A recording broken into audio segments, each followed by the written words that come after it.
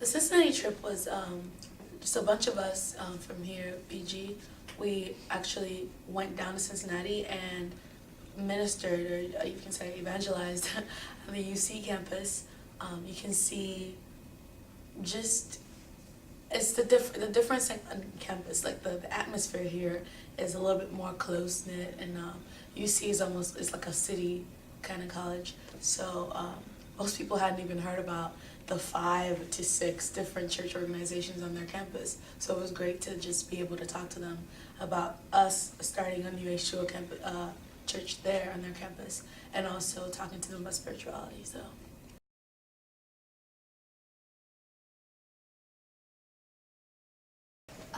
Evangelism kind of scared me before I went to Cincinnati. I hadn't had much experience with it. I'd done it like once before, and it was in a group, so I didn't really have to talk to anyone. But it was really scary, and I knew that we were gonna have to like answer some tough questions, and I didn't know if I would be able to answer them.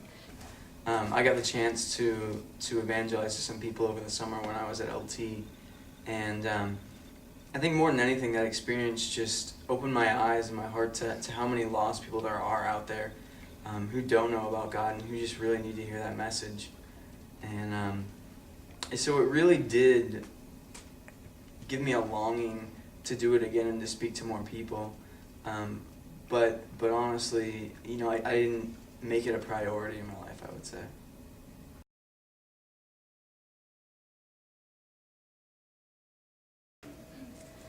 I had a really good time at Cincinnati. I got to meet a lot of really cool people, and I just was taught a lot. God taught me a lot, and I think it really like took my faith to the next step. So. The Cincinnati experience was, I think it was wonderful. It just really teaches you that even while you're out there evangelizing, your faith is being challenged, you know. So I felt like I had as much to learn as the people that I was evangelizing to from them, from their experiences.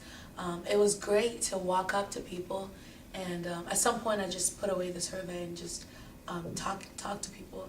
It was great to walk up to them and just listen to people. Sometimes that's what they need, just someone to sit and listen. There's this huge need for sincerity and authenticity in the church, and people aren't feeling that, and to convey that to somebody in like 10 minutes conversation is hard. And so like I just try to tell people more about the love of Christ and like the authenticity of a personal relationship with him. And so it was really hard on my heart, just because I had started developing a heart for the people there.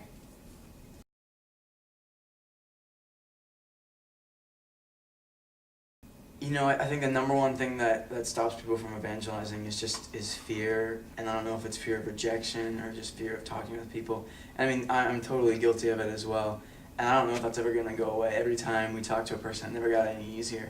But once you get into those conversations, it's so rewarding, and the benefits totally outweigh, you know, the downfalls of, you know, going up to somebody who just totally rejects you and says, I don't want to talk with you.